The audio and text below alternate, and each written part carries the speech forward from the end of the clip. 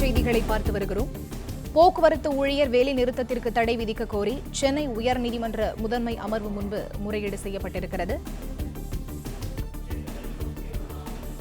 இது தொடர்பான முழு விவரங்களை தர காத்திருக்கிறார் எமது செய்தியாளர் ஆனந்த். அவரிடம் பேசலாம். வணக்கம் ஆனந்த், விவரங்கள். வணக்கம். போக்குவரத்து ஊழியர்கள் வேலை நிறுத்தத்திற்கு தடை விதிக்க வேண்டும் என கோரி சென்னை உயர்நீதிமன்றத்தில் அவசர முறையீடு ஒன்று செய்யப்பட்டிருக்கிறது. இந்த முறையீட்டை கேட்ட நீதிமன்றம் இதனை பிற்பகல் விசாரணைக்கு எடுத்துக் கொள்வதாக அறிவித்திருக்கிறது. போக்குவரத்து துறை ஊழியர்களின் பல்வேறு கோரிக்கைகளை வலியுறுத்தி முத்தரப்பு பேச்சுவார்த்தை நேற்று நடைபெற்றது.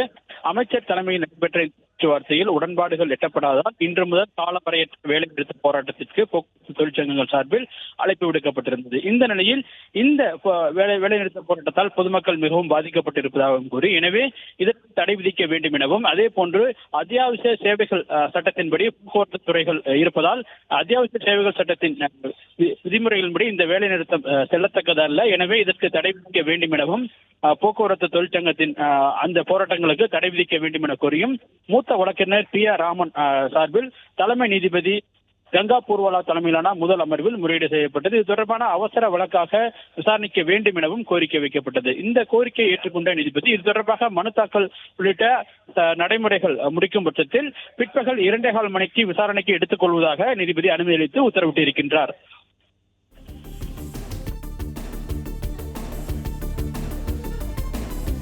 விவரங்களுக்கு நன்றி ஆனந்த்.